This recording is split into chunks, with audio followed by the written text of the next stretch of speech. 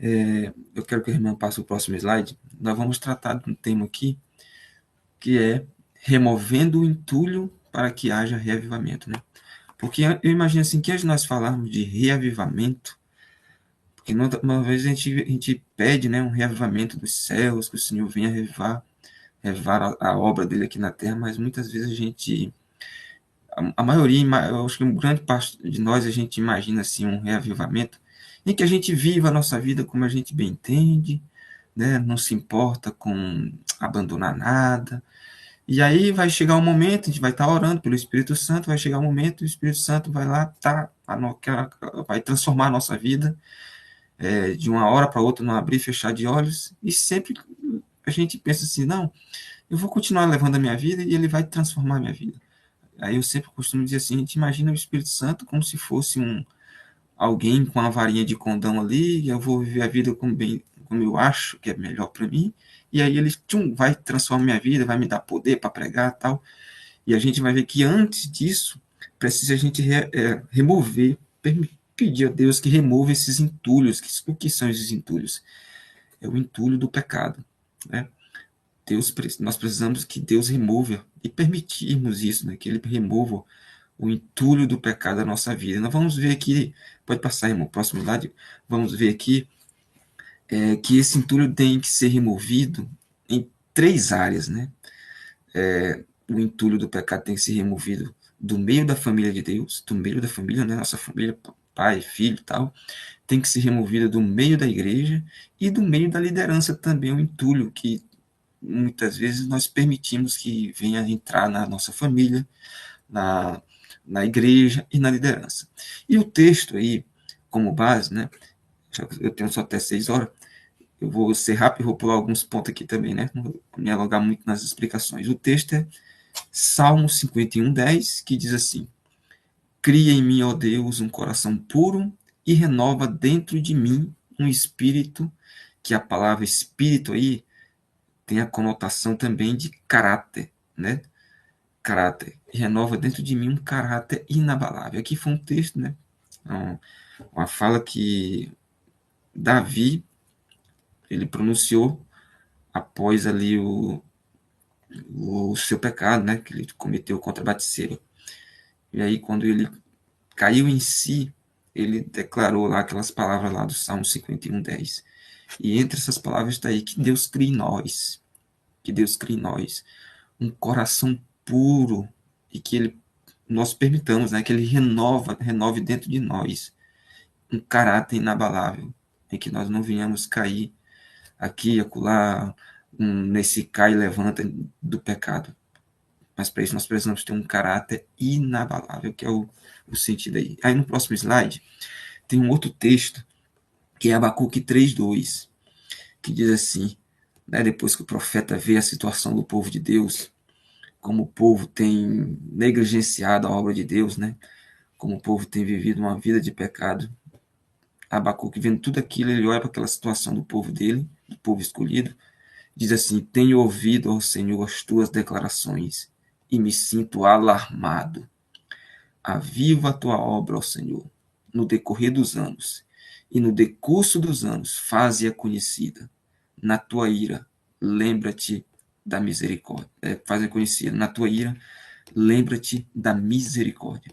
Então aqui temos Abacuque dizendo que ele se sente alarmado com as declarações, né, que Deus tinha proferido contra o seu povo, porque justamente um povo que estava vivendo no pecado, um povo que era rebelde. E aí ele pede de coração, né? Senhor, aviva a tua obra no decorrer dos anos. E essa oração de Abacuque, eu creio que é, ela tem uma repercussão e tem ela acaba sendo atingindo nós até hoje, né? Tanto a declaração de que ele está alarmado com os pecados do povo de Deus hoje em dia, como também da época dele, também o pedido dele para que ele aviva a obra do Senhor no meio de nós. Então, essa oração nós estamos buscando para que ela venha se cumprir em nossa vida.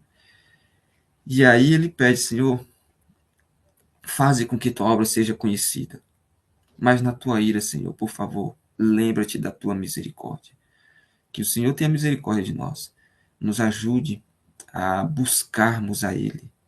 E permitamos, né, na realidade, que Ele venha reavivar a sua obra em nosso meio. Aí o próximo slide, irmão, apresenta assim, ó. Pode passar o próximo slide.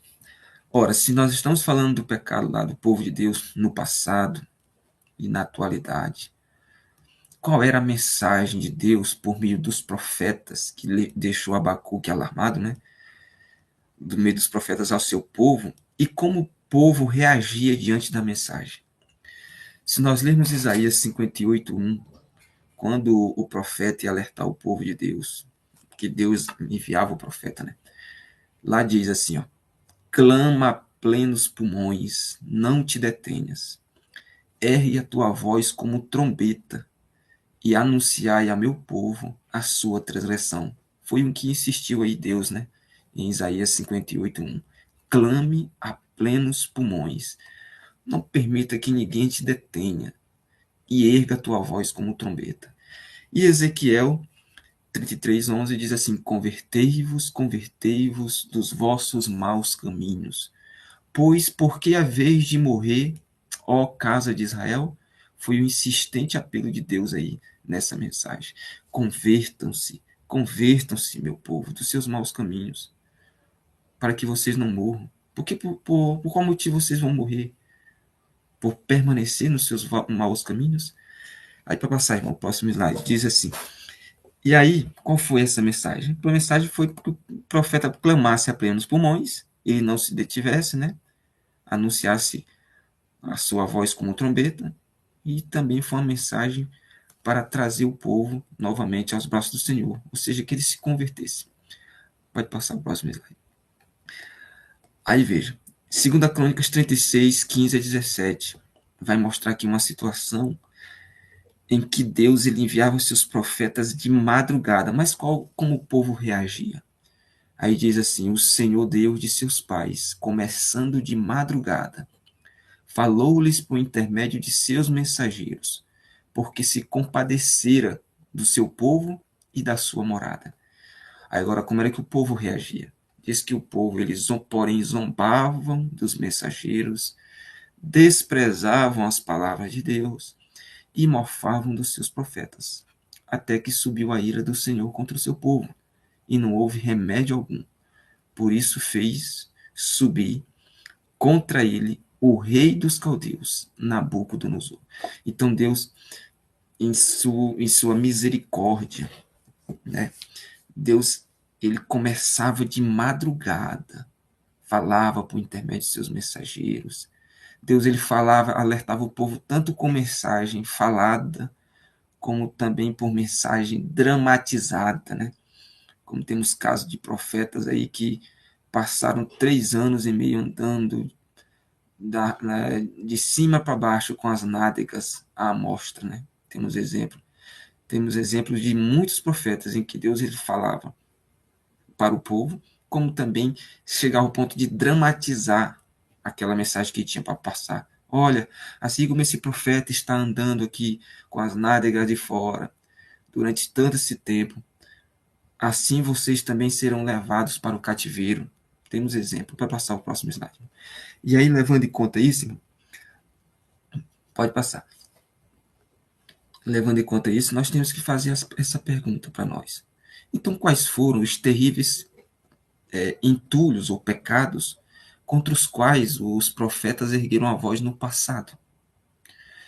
Lendo um livro aqui de um pastor adventista, né, que, se não me engano, lá nos Estados Unidos, ele foi um ex-orador do programa A Voz da Profecia, se não me engano.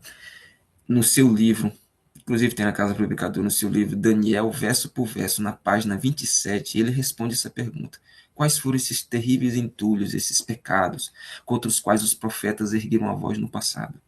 Aí ele vai listar aqui uma série de pecados: desonestidade, injustiça para com o pobre, assassinato, transgressão do sábado, né? Transgressão do sábado, perseguição aos verdadeiros profetas, manifestação de favores para com os profetas que prometiam prosperidade, sem condenar simultaneamente o pecado, e a adoração a Baal, tá? E essa adoração a Baal, ele diz assim que a adoração a Baal envolvia uma série de preferências sexuais, premarital, extramarital, homossexual e bestial, e até sexo com animais. Esses foram os terríveis pecados, os entulhos contra os quais os profetas ergueram a voz no passado, tá? Todos esses tipos de pecado, e é contra esses pecados que o Senhor alertou aquele povo, né? Então a igreja, nós hoje, nós precisamos pedir a Deus que remova entulhos semelhantes ou piores do que esses que estão em nosso meio. Remova o entulho. Agora, que tipo de entulho? O mesmo entulho que havia no coração dos discípulos antes do Pentecoste. Podemos falar aqui tanto de entulhos que está à vista de todos, como aqueles entulhos que a gente não consegue ver, tá? Entulhos que a gente não consegue ver, pecados que a gente não consegue ver. Então, por exemplo, esse mesmo entulho que é nos pedido para removermos, que Deus remove do nosso meio, havia também no coração dos discípulos ali, um pouquinho antes do Pentecoste. E que entulho era esse? O que havia no coração dos discípulos ali, um pouquinho antes do Pentecoste? O próximo slide responde. Por exemplo, vai passar. O entulho, passe. Havia um entulho ali. Pode passar.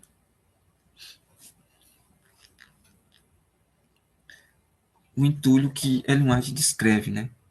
No livro ali, Atos dos Apóstolos, na página 37. E veja só. Pondo de parte todas as divergências. Então, havia divergência entre os discípulos ali um pouco antes do Pentecostes. Todo o desejo de supremacia, havia também um desejo de supremacia. Aí diz, eles uniram-se em íntima comunhão cristã. Então, esses foram os tipos, dentro desses pontos aí, os tipos de entulhos ou pecados, que os discípulos tiveram que pôr em parte para depois passarem a unir-se em uma íntima comunhão cristã. Vai passar o próximo slide. Aí veja. Esse pastor e o pastor Rubens Lessa, inclusive ele já até morreu, né, um tempo atrás aí, na revista Adventista, certa vez ele, em um artigo lá, ele falou o seguinte, ó, que precisa haver um forte reavivamento na família, na igreja e nos líderes. Né? Se vamos falar de reavivamento e reforma, precisa começar por aí, pela família, depois na igreja e nos líderes, porque se nós temos uma família forte, uma família que busca viver o ideal divino, com certeza isso vai se refletir na igreja e na sociedade e, consequentemente, nos líderes, que são compostos de pessoas que têm famílias, né? Então ele falou isso, precisa haver esse avivamento na família, na igreja e nos líderes. Aí pergunto, será se há hoje divergência, desejo de supremacia na família? Na minha família? Na sua família? Será se há? Será se há hoje divergência, desejo de supremacia no meio, no seio da igreja, tanto na nossa igreja local como, digamos, na igreja mundial? Na igreja como um todo? Será se há?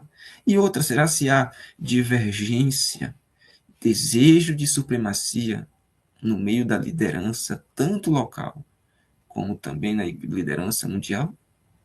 São perguntas, né, que eu faço assim para nos levarmos a refletir. Porque, veja, antes de buscarmos a Deus, pedimos com que Ele nos reavive, nós precisamos pedir também que Ele remova o entulho, o pecado do nosso meio, pondo de parte todas as divergências e desejos de supremacia, colocando de parte, nós temos, então, depois que buscar nos unir em íntima comunhão cristã. Então, nesses três níveis, que o entulho ele atravanca nosso crescimento espiritual e, consequentemente, o avanço na pregação do Evangelho. O entulho da divergência, do desejo de supremacia, que está presente na família, na igreja e nos líderes, tá? O próximo slide. Vai passar. Agora vamos ver o primeiro. O primeiro que é na família. Será se há entulho, divergência, entulho da divergência, do desejo de supremacia na família? Vamos ver. Pode passar o slide. Veja. Em 1 Timóteo 5,8, diz assim: ora, se alguém não tem cuidado dos seus, especialmente dos da própria casa, tem negado a fé e é pior do que o descrente. Podemos entender aqui casa também, tanto como a casa nossa, pai, filho, mãe, mas também como a igreja, né? Parece que no contexto aí se refere também à igreja. Mas vamos pegar aqui a nossa família, pai, mãe. Ora, se eu não tenho cuidado dos meus, especialmente da minha própria casa, diz que eu sou pior do que o descrente. Será que temos pessoas aí, pais, que não têm a mínima, pais adventistas, pais cristãos que não dão a mínima para o cuidado com a família, e depois na igreja quer demonstrar ser um bom pai, uma boa mãe, mas em casa eles não demonstram isso para os filhos e acabam sendo maus exemplos? Será que podemos ter isso? Irmão, a Bíblia diz aí que nós somos pior do que os descrentes se não tem um cuidado dos meus. Tá? Pode passar o próximo slide. Tem outro texto que diz assim, 1 Timóteo 3, verso 4 e 5, e que governe quais são as qualificações de um líder, né? Antes de ser escolhido. Aí as qualificações, entre outras, diz assim, e que governe bem a própria casa, criando os filhos sob disciplina e com todo o respeito. Pois se alguém não sabe governar a própria casa, como cuidará da igreja de Deus? Quais são esses pecados aí? Pode passar. Passar. Aí diz assim, na família. A família é conhecida como a base de uma sociedade. Né? Pessoal, a gente fala no lar adventista, né? E não só ela, também os especialistas dizem que a família é a célula máter da sociedade, né? Então ela é conhecida como a base de uma sociedade e como tal precisa estar voltada a uma obra restauradora de seus membros. E o lar ele foi estabelecido por Deus como um laboratório do cristianismo. Tá? Precisamos ter famílias fortes, famílias realmente que se importe em permitir que Deus remova o entulho do desejo de supremacia, do desejo realmente de querer abandonar o pecado, que faça realmente Deus o centro da família. Precisamos disso para que venhamos ter uma sociedade forte, uma igreja forte, líderes fortes e, consequentemente, como um todo, um cristianismo forte. Então, há uma necessidade de que famílias se voltem mais a Deus. Famílias que estão se separando, famílias que não se importam mais com culto familiar, famílias que, quem sabe, poucos são os que têm uma lição da escola sabatina em casa, poucos são os que leem, né, têm interesse em uma leitura sadia. É a correria do dia a dia que muitas vezes a gente permite que isso interfira na nossa comunhão com Deus. Para você. Próximo slide. Aí veja. Mais do que vemos hoje. Famílias desunidas. Cônjuges brigando. Os filhos tendo que passar por tudo aquilo, carregando traumas que vão carregar, quem sabe, o resto da vida. Mas todo culto, ou praticamente quase todo culto, estão na igreja, aparentam ser famílias perfeitas, que não são, que não existe família perfeita, né? Pode passar, famílias desunidas. Vemos também hoje em dia a falta de respeito dentro do lar, né? O filho não respeita o pai, nem respeita a mãe. O pai não demonstra respeito para com a esposa, nem a esposa para com o marido. E o filho está ali, vendo tudo isso. Falta de respeito. Abre a boca muitas vezes para falar palavras de xingamento, e tudo ali está sendo absorvido por aquela esponjinha dentro de casa. E isso vai refletindo nas lideranças futuras, né? E nas pessoas que vão compor a liderança, que vão fazer parte da igreja. Isso vai se repetindo, né? Porque as pessoas dizem que a gente pode aprender de duas formas.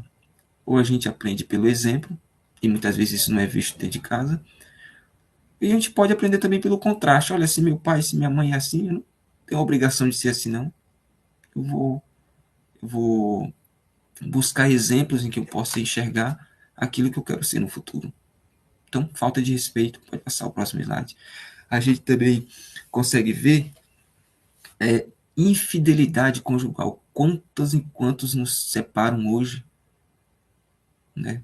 Deixam os seus filhos ali isolados, e quantos estão aí traindo suas esposas, e são os mesmos que estão falando, né? Buscando assim, Senhor, queremos um reavivamento, mas querem viver e continuar na prática do pecado. Tá? Pode passar o slide. Aí veja mais. Estamos vendo casais se separando por simplesmente não saber perdoar, não ter aprendido a perdoar. E aí simplesmente se separam. E a criança fica dividida no meio dos dois. É o que nós estamos vendo hoje. Totalmente contrário daquilo que Paulo fala, né? Que a gente saiba lidar com tudo isso, que a gente saiba administrar bem a casa. E nessas situações, só quem passa por isso sabe realmente o que está acontecendo ali.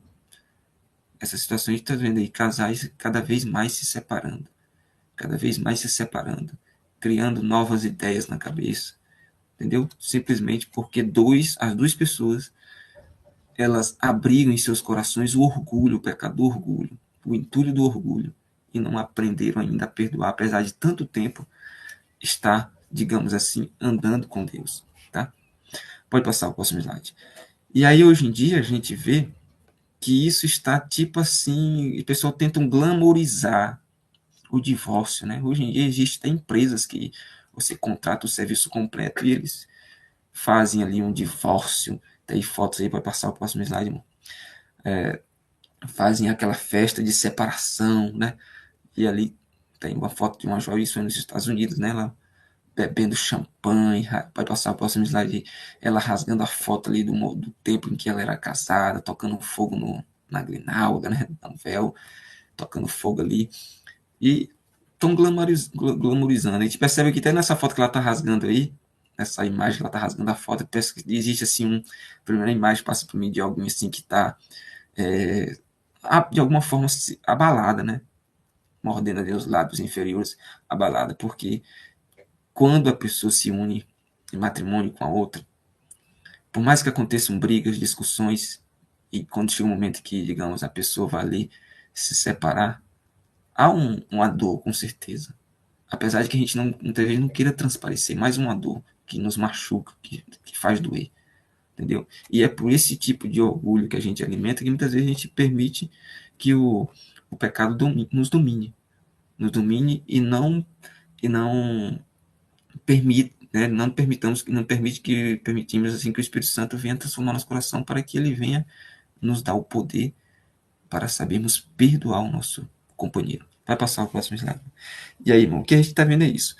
Agora, vem a pergunta, agora, de que modo os cônjuges podem ser a luz do mundo? De que modo a nossa família pode ser a luz do mundo? Se nós vivemos brigando, somos desunidos, falamos em separar, nos separar, não temos respeito um para com o outro e somos infiéis. Como que nós vamos ser a luz do mundo assim? Vai passar o próximo slide. E aí, por isso que é preciso haver um forte reavivamento em cada família, especialmente a família adventista, porque a nós foi confiada uma luz especial para esses últimos dias. Nós precisamos urgentemente rogar a Deus que remova ali o entulho do coração de cada um de nós. Não sei qual é o entulho que nós estamos abrigando em nossa família, mas que nós venhamos de joelhos pedir urgentemente que o Senhor remova o entulho de nossos corações. Pode passar. Para que nós venhamos ter força e poder para lidar com tudo isso. O Espírito Santo, ele deseja ardentemente, é a promessa que está para nós, né? Ele deseja ardentemente converter o quê? O coração dos pais aos filhos e o coração dos filhos a seus pais, para que eu não venha e fira a terra com maldição. Então ele deseja isso, converter o nosso coração aos filhos e o coração dos pais aos filhos, tá? Precisamos ardentemente disso, porque só assim vamos estar aptos para que Deus ele venha enviar com fartura o seu santo e bom Espírito sobre nós. Pega essa. Pode passar. Agora veja, o lar adventista na página 32, só no tópico da família, ela diz assim, ó, Ellen White diz assim, que uma família bem ordenada, bem disciplinada, fala mais em favor do cristianismo do que todos os sermões que se possam pregar. Olha que coisa maravilhosa. Uma família, quando ela está bem ordenada, bem disciplinada, ela fala mais em favor do cristianismo do que você pegar todos os sermões que já foram pregados. Entendeu? Quando a família está bem ordenada e bem disciplinada. O outro texto diz assim, ó, vai passar. Diz assim, ó, a maior prova do poder do cristianismo que se pode apresentar ao mundo, qual é? É uma família bem ordenada e bem disciplinada. Uma família bem ordenada é aquela família que tem como dever diário ali a leitura da palavra de Deus, que tenha o culto familiar, que tenha estudo da lição da escola sabatina, que tenha tempo para com a sua esposa, para com os filhos, e entre outros detalhes. Uma família bem ordenada fala mais em favor do cristianismo do que todos os sermões que já foram pregados. E a maior prova que o cristianismo pode apresentar ao mundo é justamente isso. Uma família bem ordenada e bem disciplinada. Pode passar o próximo. Agora, um outro ponto. Então a gente viu, na família há um entulho do pecado, há um entulho que atravanca a família permanecer bem ordenada e bem disciplinada. Em vez de acontecer na família a busca incessante do Espírito Santo, nós estamos vendo o contrário. Briga, discussões, palavrões, separações. Agora a gente vai ver e na igreja. O texto seguinte diz assim, ó, na igreja. Qual é o entulho que está na igreja? Levando em conta sempre o seguinte, 1 Timóteo 3,15, levando em conta que como Deus considera a sua igreja, para que se eu tardar fique ciente de como se deve proceder na casa de Deus, que é a igreja do Deus vivo. Como Deus considera a sua igreja? A coluna e baluarte da verdade. Então, se a igreja é a coluna e baluarte da verdade, então nós temos que lidar com a verdade. Nós temos o poder de pregar a verdade, tá? Vai passar o texto. E tem essa informação aqui, outro texto. Pode passar, irmã?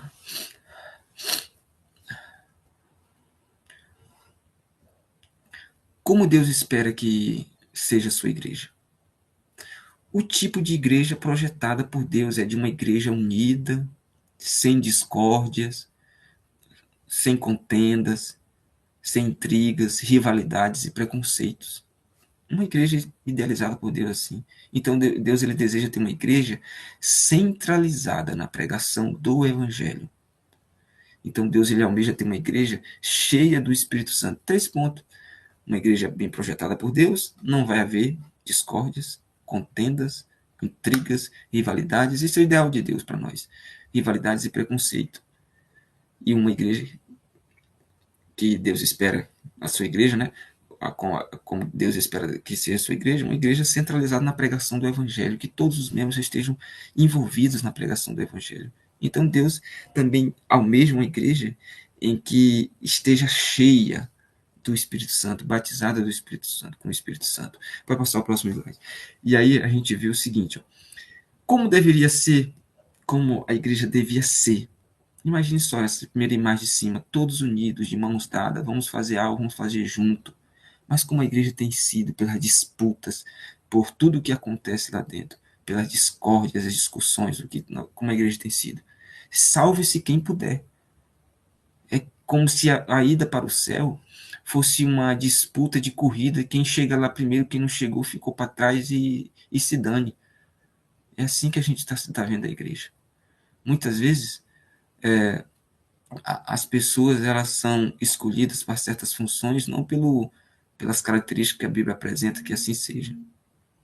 Mas muitas vezes a gente percebe assim que as pessoas são escolhidas, mas pela posição que tem na sociedade, e acaba que aqueles que realmente têm o dom e a vontade de fazer são deixados de escanteio, são deixados de lado. Porque há essa disputa, esse pecado que atravanca a obra de Deus aqui na Terra. Vai passar. E aí a gente vê o seguinte. Pode passar. Aí a gente vê o seguinte. O ideal de Deus para a sua igreja, como está descrito aí no Nisto Creme, na página 241, diz que o ideal dele é totalmente diferente do que o mundo apresenta, né? Que a unidade cristã representa um desafio ao nosso mundo cada vez mais desunido. Né? O nosso mundo é desunido demais. Vai falar de política, desunião completa, né? No meio da política. Isso acaba dividindo os irmãos, nos dividindo. Vai falar de Bíblia. Cada um tem uma visão diferente. Então, o mundo cada vez mais desunido. É tal que o mundo é dividido, né? Por algumas classes políticas em camadas, né? É o preto, é o branco, é o sulista contra o norte, é isso contra aquilo. Aí está cada vez mais desunido. Então, isso é um desafio para a igreja. Conseguir a união no meio de toda essa desunião, retalhada por egoísmo. A igreja unificada representa a resposta adequada para a sociedade dividida pela cultura, raça, sexo e nacionalidade. A igreja unificada, ela resistirá aos ataques satânicos. Então, uma prova de que a igreja é diferente é quando ela busca a unidade, tá? E isso é uma resposta, como eu falei, uma resposta à sociedade dividida, dividida pela raça, pelo sexo, pela nacionalidade. Agora, quando a igreja busca a unidade, isso resiste aos ataques satânicos. Por isso, pode passar no próximo slide. Por isso a gente vê assim, ó, que Ellen White ela diz no Atos dos Apóstolos que a igreja é um instrumento apontado por Deus para a salvação dos homens. Foi organizado para servir e sua missão é pregar o evangelho ao mundo.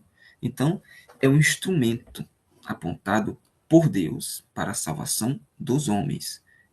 E só podemos alcançar esse ideal, esse objetivo, quando a igreja busca a unidade, quando a igreja retira, né, de seu meio o pecado. Não que a gente, como líderes, venhamos a cobertar o pecado, porque isso vai atravancar a obra de Deus na terra. Então ela foi organizada para servir, e sua missão é pregar o evangelho. Não existe um outro objetivo mais prioritário para a igreja de Deus aqui na terra do que a pregação do evangelho. Tá? Vai passar o próximo slide. Aí veja. Acho que tem um delay, né? Agora, o que deve haver em nossas igrejas e o que deve ser eliminado. Então, deve haver um forte revivamento em nossas igrejas.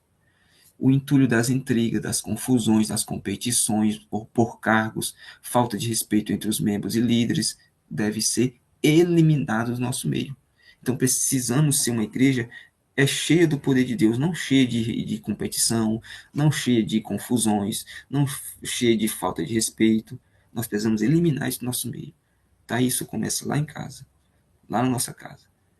E, consequentemente, vamos ver isso sendo eliminado da igreja. Tá? Vai passar. Então, precisa haver esse revivamento no nosso meio. Precisamos remover esses entulhos do nosso meio para que Deus ele faça aquela obra em que nós mesmos não conseguimos fazer, que é remover o pecado da nossa vida. Pode passar aí. Agora, veja só essa charge aí, né? Tem de um lado uma igreja com a placa série de sermões, o que Deus disse. E do outro lado, uma outra placa, série de sermões, o que você gostaria de ouvir. Porque muitas vezes a gente quer escolher a igreja ou ir para a igreja quando o sermão é aquilo exatamente que eu quero ouvir, não aquilo que eu necessito ouvir. Aí muitas vezes as igrejas estão vazias por causa disso. Eu não quero ouvir isso, não quero ouvir uma repreensão. Mas quando você vai lá, traga um cantor de fora, né, bota muito lanche, ou coloca lá alguém pregando com um nariz de palhaço, é isso que eu quero ouvir. As igrejas lotam. Então as pessoas não querem serem confrontadas em seus pecados. Não querem. Elas querem ouvir aquilo exatamente que elas só querem ir para a igreja para ouvir só o que elas querem ouvir. Não aquilo que o Espírito Santo de Deus quer falar para elas. Tá? Então é dessa forma que a gente consegue ver hoje nas igrejas. O pecado está travacando, está atrapalhando a obra de Deus. Vai passando.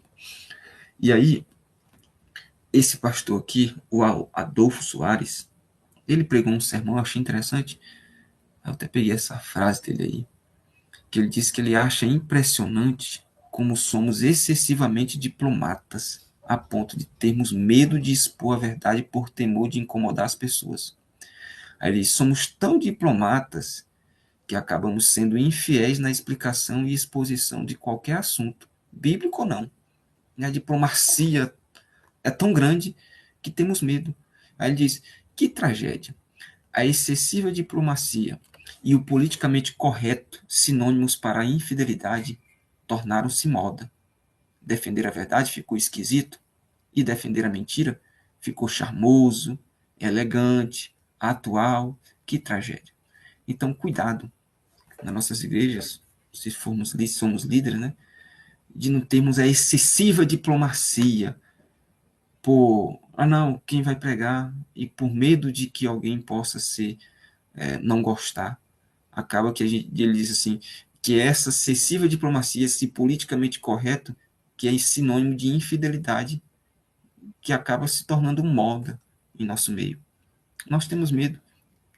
Muitas vezes nossas pregações, nas nossas igrejas, se assemelham muito às pregações do mundo evangélico, né?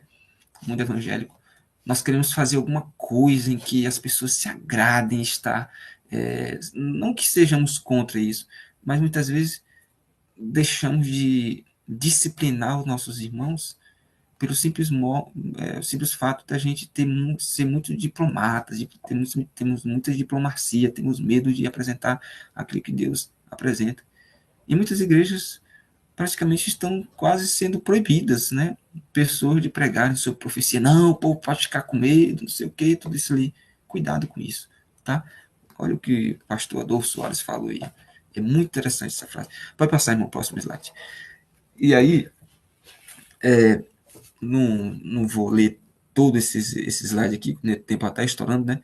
A Igreja de Deus, idealizada por Deus, ela tem que estar fundamentada em Cristo, como fala Efésios 2:20. Edificado sobre o fundamento dos apóstolos e profetas, sendo mesmo Cristo Jesus a pedra angular.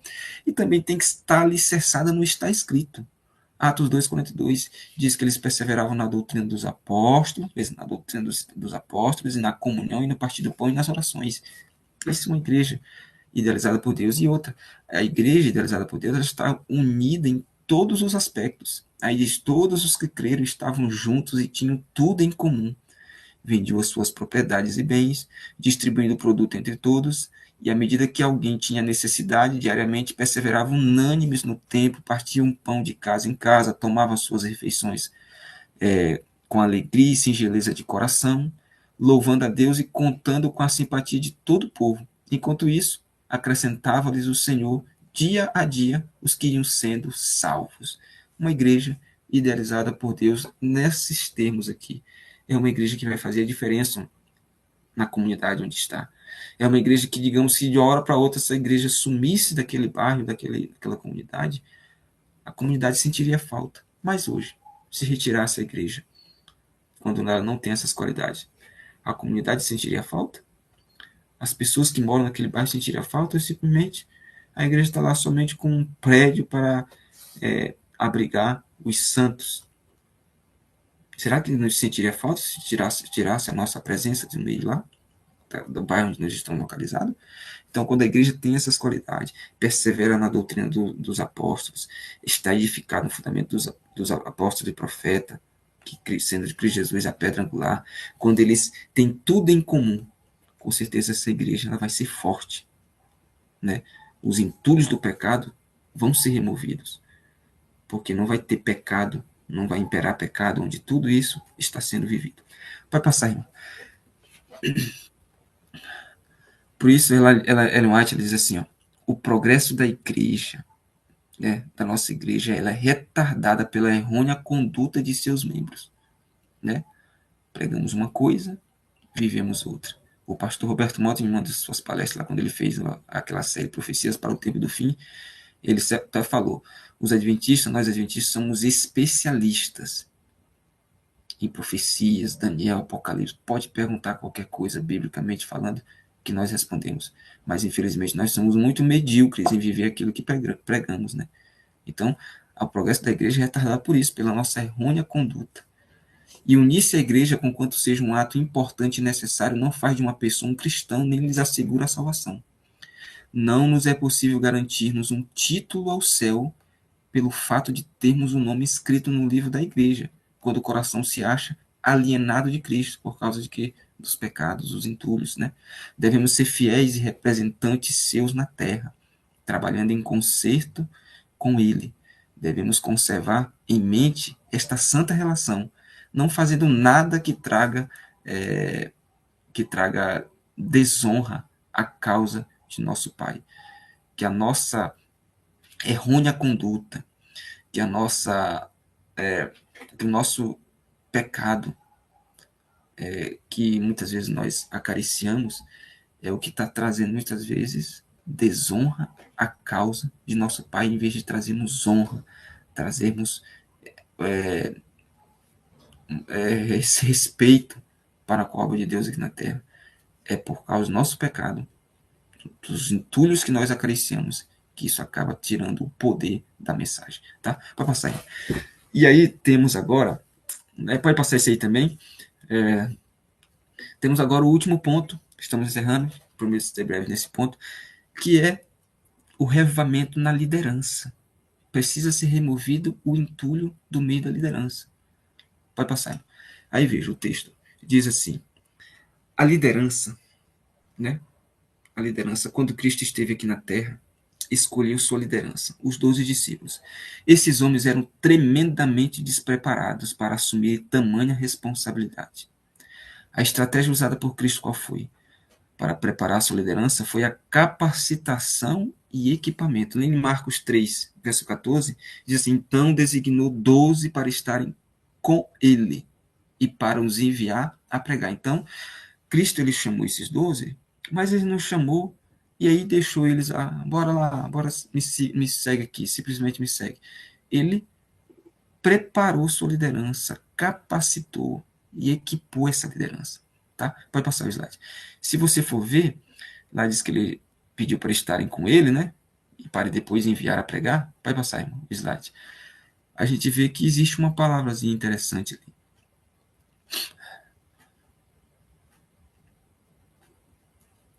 Pode passar?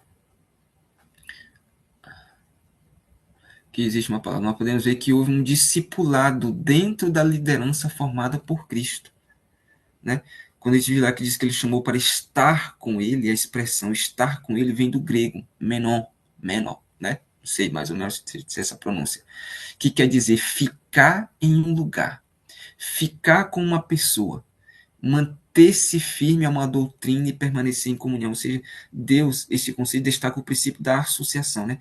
Jesus trabalhou com o princípio de grupo, mas também com o princípio de um a um. Ele chamou os 12, mas ele esteve com eles um a um e instruiu pessoalmente um a um, tá? Chamou para estar ao lado dele. E ali eles tiveram uma experiência de 3 anos e meio, mais ou menos, com Cristo, capacitou e Cristo, depois de capacitá-los, né, e equipá-los, foi enviado para pregar o evangelho, tá? Pode passar. E aí, irmão, a gente vê que aqui nós encontramos o princípio básico do discipulado. Temos que passar tempo com Cristo antes de sairmos como representantes de Deus. Como líderes, precisamos ter mais comunhão com Deus. Ou seja, se nós precisamos estar com Cristo, estar com Ele, nós precisamos ter mais comunhão com Deus, mais estudo da Bíblia, mais tempo de oração.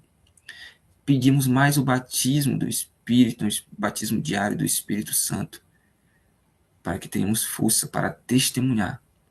Então precisamos mais de Deus e menos desse mundo. Mas muitas vezes nós fazemos totalmente o contrário.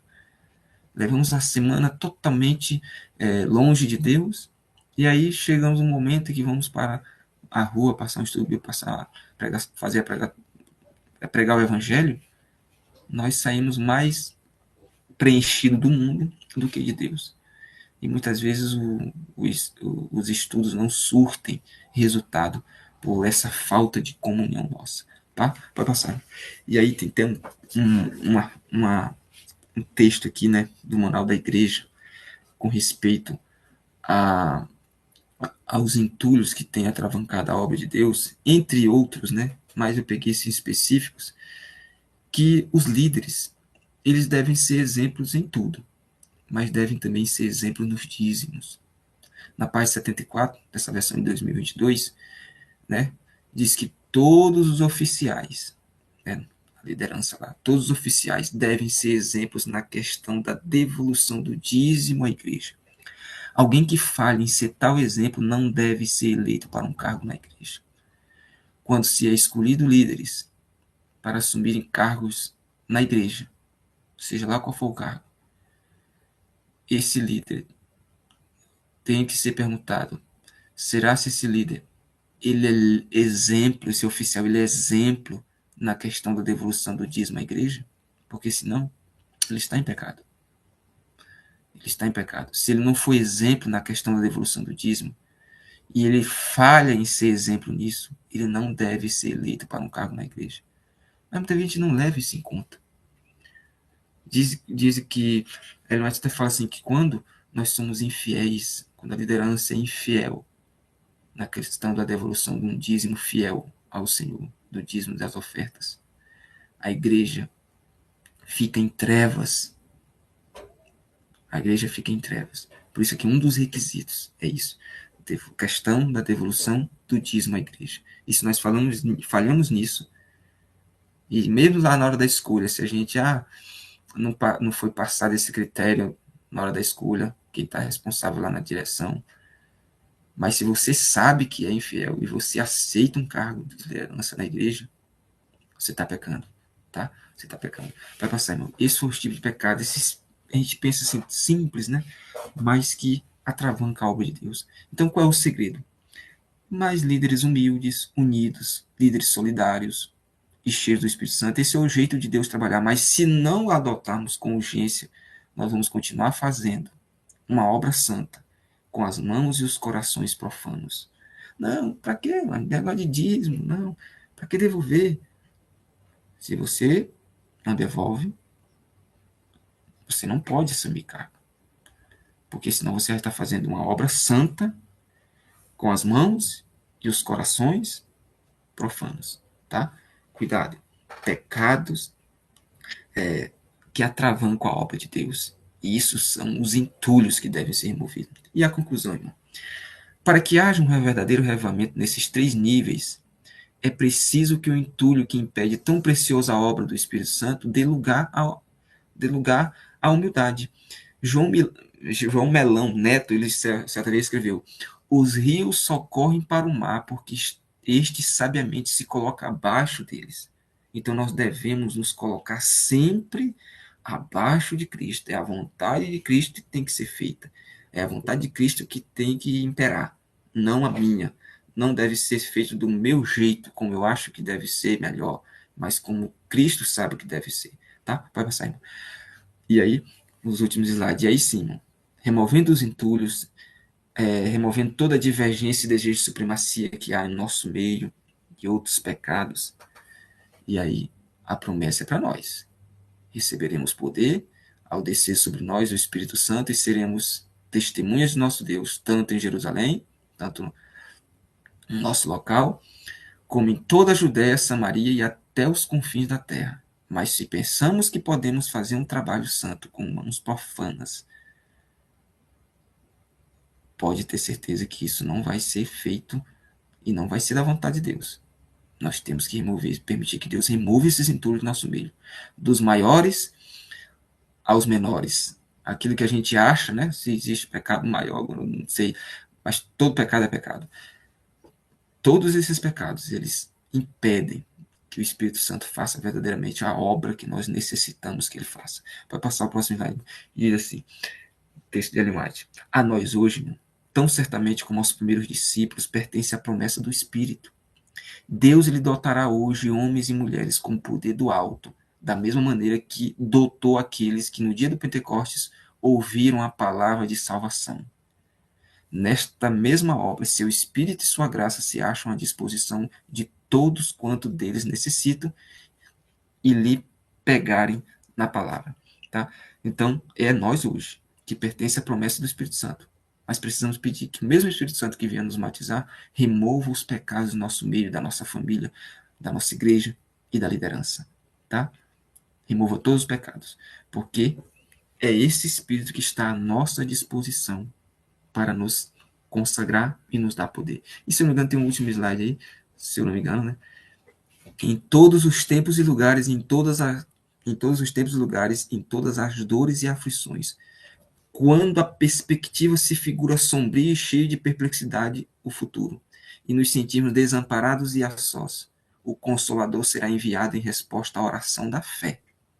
As circunstâncias podem nos separar de todos os amigos terrestres.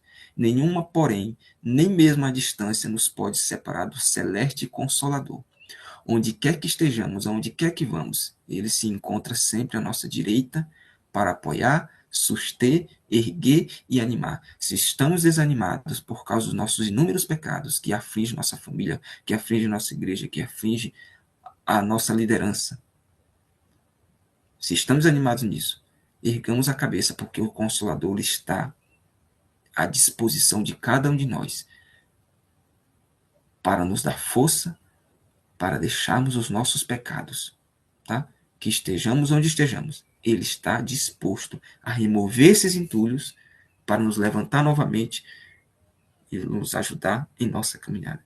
Que o Senhor Deus nos abençoe. Onde quer que você esteja ouvindo essa mensagem, que o Senhor permita, que você permita o Espírito Santo trabalhar em seu coração, em nosso coração como um todo, para que Ele remover esse entulho e nós estejamos em pé naquele grandioso dia. Amém?